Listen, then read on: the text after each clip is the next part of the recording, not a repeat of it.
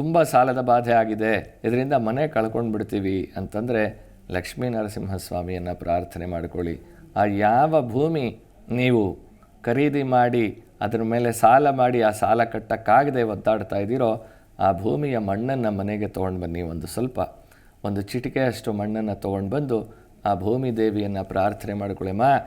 ಯಾವುದೋ ಜನ್ಮದ ಋಣದಿಂದ ನೀನು ನನಗೆ ನಿನ್ನಲ್ಲಿ ಆಶ್ರಯವನ್ನು ಕೊಟ್ಟಿದೆಯಮ್ಮ, ನನ್ನ ಹೆಸರಿನಲ್ಲಿ ನೀನು ಬಂದಿದೆಯಾ ತಾಯಿ, ನೀನೇ ನನ್ನಲ್ಲಿ ಉಳಿದು ನನ್ನನ್ನು ಕಾಪಾಡು ತಾಯಿ ಅಂತ ಭೂಮಿ ದೇವಿಯನ್ನು ಪ್ರಾರ್ಥನೆ ಮಾಡಿಕೊಂಡು ಅದಕ್ಕೆ ಅರಿಶಿನ ಕುಂಕುಮ ಮತ್ತು ಒಂದು ಸ್ವಲ್ಪ ಹಾಲು ತುಪ್ಪವನ್ನು 3 ದಿನ ಹಾಕಿ ಮನೆಯಲ್ಲೇ ಇಟ್ಟು ಹಾಕಿ, ಆನಂತರ ಯಾವುದಾದ್ರೂ ವಿಷ್ಣು ಸಾನ್ನಿಧ್ಯ ಲಕ್ಷ್ಮೀ ನರಸಿಂಹಸ್ವಾಮಿಯೇ ಮನೆ ಹತ್ತಿರದಲ್ಲಿದ್ದರೆ ಆ ಸ್ವಾಮಿಯ ಸನ್ನಿಧಾನಕ್ಕೆ ಹೋಗಿ, ಇಲ್ಲದೇ ಇದ್ದರೆ ವಿಷ್ಣು ಸಂಬಂಧವಾದ ಸೀತಾರಾಮ ಆಗಲಿ, ರಂಗನಾಥ ಆಗಲಿ, ಅಥವಾ ಶ್ರೀನಿವಾಸ ಆಗಲಿ, ವೆಂಕಟೇಶ ಆಗಲಿ, ಇಂತಹ ಯಾವುದಾದ್ರೂ ಒಂದು ವಿಷ್ಣು ಸಾನ್ನಿಧ್ಯಕ್ಕೆ ಹೋಗಿ ಅಲ್ಲಿ ಗರುಡಗಂಬದ ಬಳಿ ನಿಂತ್ಕೊಂಡು ಈ ಮಣ್ಣು ಇಷ್ಟಿಷ್ಟು ಮಣ್ಣು ತೊಗೊಂಡು ಹೋಗಿ ಹಾಕ್ಬಿಡಬೇಡಿ.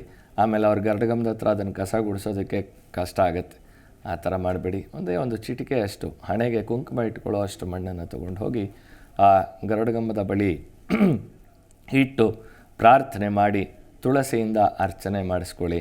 ಈ ಸಾಲದ ಬಾಧೆಯಿಂದ ನಿಮ್ಮ ಮನೆ ಆಗಲಿ ಅಥವಾ ಜಮೀನಾಗಲಿ ಹೋಗುವಂತಹದ್ದು, ಆದರೆ ಸಾಲದ ಬಾಧೆಗಾಗಿ ಅದು ಹರಾಜಾಗುವಂಥದ್ದನ್ನು ಒಂದು ಸ್ವಲ್ಪ ಉಸಿರಾಡೋದಕ್ಕೆ ಕಾಲಾವಕಾಶ ಕೊಡ್ತಾನೆ ಸ್ವಾಮಿ.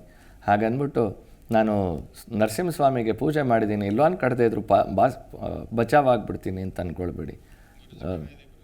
ಲೋನ್ ಕಟ್ಟಲೇಬೇಕಾಗತ್ತೆ, ಕಟ್ಟೋದಕ್ಕೆ ಒಂದು ವ್ಯವಸ್ಥೆ ಆಗುತ್ತೆ. ಯಾರೋ ಕರೆ ಮಾಡ್ತಾ ಇದ್ದಾರೆ, ನೋಡೋಣ. ಹಲೋ. ನಮಸ್ತೆ ಸರ್. ನಮಸ್ತೆ ಅಮ್ಮ, ಹೇಳಿ. ಮಗನ ಮದುವೆ ಆಗಿಲ್ಲ ಸರ್, ಸುಮಾರು 4 ವರ್ಷದಿಂದ ಹುಡುಗಿ ಹುಡುಕ್ತಾ ಇದೀವಿ. ಹುಡುಗಿ ನಮ್ಗಾಗ ಅವ್ರಿಗಾರ ನಮ್ಗೆ ಸೆಟ್ ಆಗ್ತಾ ಇಲ್ಲ ಸರ್, ಅದಕ್ಕೆ ಕೇಳೋಣ ಅಂತ ಕೇಳ್ತಾ ಇದೀನಿ ಸರ್. ಮಗನ ಹೆಸರೇನೋ, ಅವನ ಡೇಟ್ ಆಫ್ ಬರ್ತ್ ಏನಮ್ಮ? ಅವನ ಹೆಸರು ಕೃಷ್ಣ ಪ್ರಸಾದ್ ಸರ್. ಅವನು 22ನೇ ತಾರೀಕು 2ನೇ ತಿಂಗಳು 1986. ನಾಗಪ್ಪನಿಗೆ ನಮಸ್ಕಾರ ಮಾಡ್ಕೊಳಕ್ ಹೇಳಿ. ಶನಿವಾರ ಮಧ್ಯಾಹ್ನ 3 ಕಾಲು ಸ್ವಾಮಿ. ಪ್ರತಿನಿತ್ಯ ಹೋಗಿ ನಾಗರ ಕಲ್ಲಿಗೆ ನಮಸ್ಕಾರ ಮಾಡ್ಕೊಳಕ್ ಹೇಳಿ, ಖಂಡಿತ ಅನುಕೂಲ ಆಗುತ್ತೆ. 2 ವರ್ಷದಿಂದ ಎಲ್ಲಾರ ಹೆಣ್ಣು ನೋಡಿದ್ರು ಜೊತೆಲಿ ಬಂದ್ರು ಬರೋಲ್ಲ ಸ್ವಾಮಿ. ಮೊದ್ಲು ಬರ್ತಿದ್ದ ಓಲಿ ನೀನ್ ಇಷ್ಟ ಪ್ರತಿಷ್ಟ ಮಾಡ್ಕೊಂಡು ಅದು ಇಲ್ಲ ಸ್ವಾಮಿ. ತಂದೆ ತಾಯಿನೋ ಪ್ರೀತಿನೇ ಇಲ್ಲ ಸ್ವಾಮಿ. ಯಾರ ಏನಾರ ಮಾಡೋರ ಇಲ್ಲ, ಯಾರೇನು ಮಾಡಿರಲಿಲ್ಲ. ಅವನಿಗೆ ಬೇಜಾರಾಗಿದೆ, ನಂಗೆ ಯಾವುದು ಸಹವಾಸವೇ ಬೇಡ ಅಂತ ಅನ್ಕೊಳ್ತಾ ಇದ್ದಾನೆ. ಆ ಥರ ಏನೂ ಆಗಲ್ಲ. ದತ್ತಾತ್ರೇಯರಿಗೆ 6 ರೂಪಾಯಿನ ಇಟ್ಟು ಮನೆಯಲ್ಲಿ ಪ್ರಾರ್ಥನೆ ಮಾಡ್ಕೊಳ್ಳಿ. ನೀವೇ ಹೋಗಿ ಅಶ್ವತ್ಥ ಕಟ್ಟೆಯಲ್ಲಿ, ನಾಳೆ ಷಷ್ಠಿ ಇದೆ, ಬಹಳ ವಿಶೇಷವಾದ ದಿನ. ಅಶ್ವತ್ಥ ಕಟ್ಟೆಯಲ್ಲಿ ಪ್ರಾರ್ಥನೆ ಮಾಡ್ಕೊಂಡು ಬನ್ನಿ, ಅನುಕೂಲ ಆಗುತ್ತೆ. ಏಪ್ರಿಲ್ ಕಳೆಯೋದ್ರೊಳಗಡೆ ಮದುವೆ ಫಿಕ್ಸ್ ಆಗುತ್ತೆ, ಆತಂಕ ಪಡಬೇಡಿ. ಒಳ್ಳೇದಾಗಲಿ. ಮತ್ತೊಂದು ಕರೆ ಬರ್ತಾ ಇದೆ, ನೋಡೋಣ. ಹಲೋ. ಹಲೋ, ಹೇಳಿಮ್ಮ. ನಮಸ್ಕಾರ ಗುರುಗಳೇ. ನನ್ನ ಬಗ್ಗೆ ಕೇಳಬೇಕಾಗಿತ್ತು. ಹೇಳಿಮ್ಮ, ಏನು ಕೇಳಬೇಕಾಗಿತ್ತು ತಾಯಿ? ಲೀಲಾವತಿ ಅಂತ, 30/9/77, ಭರಣಿ ನಕ್ಷತ್ರ, ಮೇಷರಾಶಿ. ಎಲ್ಲಿ ಬಿದ್ದಿದ್ರಿ ರೀಸೆಂಟ್ ಆಗಿ? ಆರೋಗ್ಯ ಸಮಸ್ಯೆ, ಆಮೇಲೆ ಮನಸ್ಸಿಗೆ ನೆಮ್ಮದಿ ಇಲ್ಲ ಗುರುಜಿ. ಎಲ್ಲಾದ್ರೂ ಬಿದ್ದಿದ್ರಾ ರೀಸೆಂಟ್ ಆಗಿ? ಇಲ್ಲ, ಈಗ ಒಂದು 7 ವರ್ಷದಲ್ಲಿ ಬಿದ್ದಿದ್ದೆ. ಮನೆ ಹತ್ರನೇ. ಏನ್ ಆರೋಗ್ಯ ಸಮಸ್ಯೆ ಆಗಿದೆಮ್ಮ? ಬೆನ್ನೆಲ್ಲ ಸ್ವಲ್ಪ ಮೂಳೆ ಬಿಟ್ಟಿದೆ ಅಂತ ಹೇಳಿದ್ದಾರೆ. ಸಣ್ಣ ಪುಟ್ಟ ಆರೋಗ್ಯ ಸಮಸ್ಯೆಗಳು.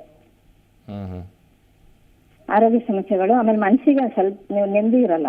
ಲಲಿತಾ ಸಹಸ್ರನಾಮ ಕೇಳಿ ತಾಯಿ, ಪ್ರತಿನಿತ್ಯ ಲಲಿತಾ ಸಹಸ್ರನಾಮ ಕೇಳಿ. ಬೆಳಿಗ್ಗೆ ಎದ್ದ ತಕ್ಷಣ ಯಾರ ಕೈಲಾದರೂ ಕಾಲನ್ನು ನೀವಿಸ್ಕೊಳ್ಳಿ ತಾಯಿ. ಆ ಮೂಳೆ ಸಮಸ್ಯೆ ಏನಿದೆ ಅದು ಬಗೆಹರಿಯುತ್ತೆ.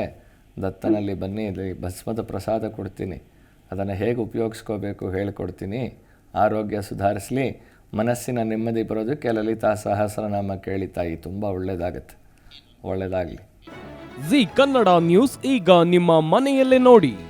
ಎಲ್ಲ ಕೇಬಲ್ಗಳಲ್ಲಿ ಈಗ ಲಭ್ಯ.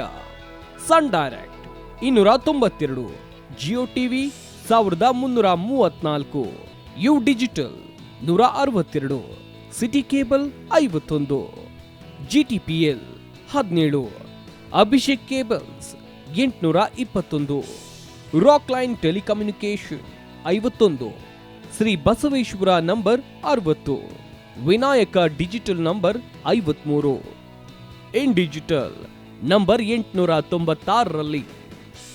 ನಿಮ್ಮಿಸ್ತದ ಜಿ ಕನ್ನಡ ನ್ಯೂಸ್ ನೋಡಿ ಆನಂದಿಸಿ.